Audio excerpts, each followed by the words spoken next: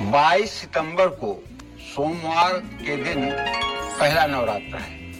23 सितंबर मंगलवार को दूसरा नवरात्र है। 24-25 सितंबर को तीसरा नवरात्र है और 26 सितंबर को शुक्रवार को पांचवा नवरात्र है। 27 सितंबर शनिवार और छठी नवरात्रि 28 तारीख को है।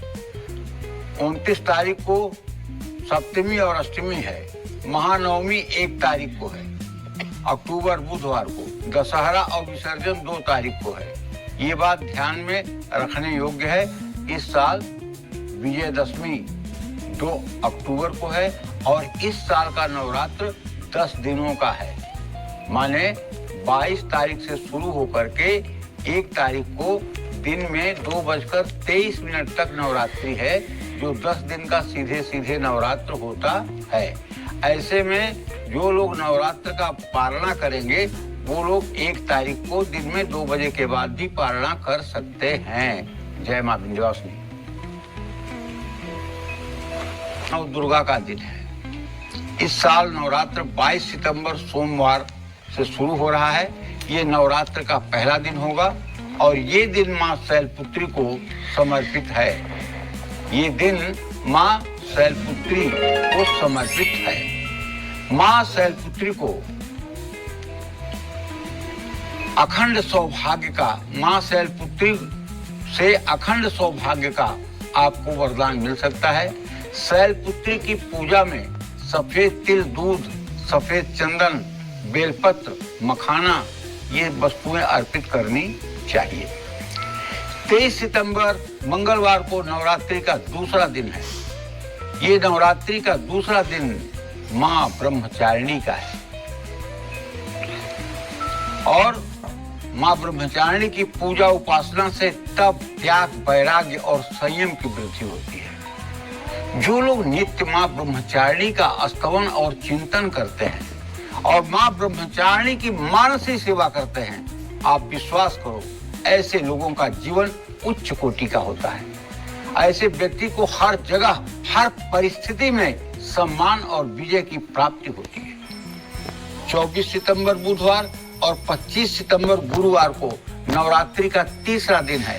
ये तीसरा दिन मां चंद्रघंटा के नाम से जाना जाता है। जिनके घंटा में चंद्रमा विराजमान हो, ऐसी देवी का नाम चंद्रघंटा है। ये मां हर प्रकार के पाप ताप को नष्ट करने वाली और सभी बाधाओं से मुक्ति देने वाली और अपने भक्तों का सद्य कल्याण करने के लिए तत्पर होती हैं। इसीलिए मां चंद्रघंटा की पूजा करने वाला व्यक्ति अपने जीवन को दिव्य रूप से चमका सकता है। 26 सितंबर शुक्रवार नवरात्रि का चौथा दिन है। चौथा दिन नवरात्रि का मां कुष्मांडा को समर्पित है। इस दिन मां कुष्मांडा की उपासना की जाती है। जिनके उदर में कुसुमा उष्मा विराजमान हो वो मां कुष्मांडा होती हैं। ये रोग शोक का विनाश करने वाली और हर प्रकार के दुख दरिद्रता को नष्ट करने वाली, लंबी आयु देने वाली, यश, बल और बुद्धि प्रदान करती हैं। इसमें संशय नहीं करना चाहिए। 27 सितंबर शनिवार नवरात्रि का 5वां दिन है। ये 5वें दिन मां स्कंद माता की पूजा का विधान है। मां स्कंद माता इन्हें इसलिए कहते हैं कि स्वामी कार्तिकेय की मां है। स्कंद स्वामी कार्तिकेय को कहते हैं। स्वामी कार्तिकेय की मां होने के नाते इन्हें स्कंद माता के नाम से जाना जाता है। ये ममतामयी रूप में हैं। इनकी जो लोग पूजा उपासना करते हैं उनके घर में हर प्रकार का कल्याण ही कल्याण होता है। इनकी कृपा से मूर्ख व्यक्ति भी ज्ञानी हो सकता है।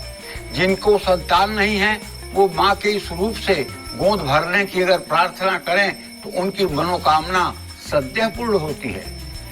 28 सितंबर रविवार नवरात्रि का छठा दिन है। मां दुर्गा का छठा स्वरूप कात्यायनी का है। कात्यायनी ही मां दुर्गा है। एक स्थ तद्भुनारी व्याप्त लोकम त्रयंतुषा।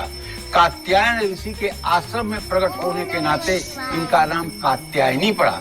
ब्रह्मा विष्णु महेश के तेज से एक स्थ तद्भुनारी व्याप्त लोकम त्रयंतुषा, जिन्होंने पूरे त्रिलोक को आच्छादित कर दिया था। ब्रह्मा विष्णु महेश का वो तेज पुण्य मिल करके, वो मतलब कि भगवती कात्यायनी है। ये धर्म, अर्थ, काम और मोक्ष चारों प्रकार के पुरुषार्थ को सफल करने वाली है। 29 सितंबर सोमवार नवरात्रि का 7वां दिन। नवरात्रि के 7वें दिन माँ आदिशक्ति माँ कालरात्रि की पूजा का विधान है।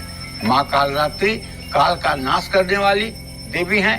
इनकी पूजा से अकाल मृत्यु, नकारात्मक ऊर्जा, कारोबार, नौकरी, संपत्ति से जुड़ी दिक्कतें,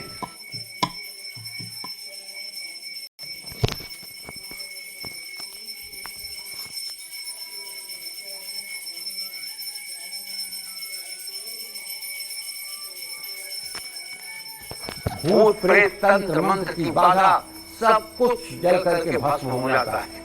इनकी पूजा से कर्ज से मुक्ति मिलती है, शत्रु का भय नहीं रहता है। इसी तरह से 30 सितंबर मंगलवार को महाअष्टमी है, जो माँ महागौरी के पूजा का दिन है। माँ की उपासना से मन पसंद जीवन साथी, विवाह में आ रही रुकावट दूर होती है। कुंवारी कन्याएं अगर महागौरी की उपासना करें तो माँ जल्दी प्रसन्न होती हैं।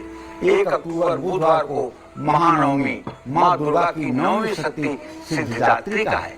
देवी भागवत पुराण के अनुसार भगवान शिव ने इन्हीं शक्ति स्वरूपा देवी की उपासना करके सभी सिद्धियां प्राप्त की थी, जिसके प्रभाव से शिव जी का स्वरूप अर्धनारीश्वर का हो गया।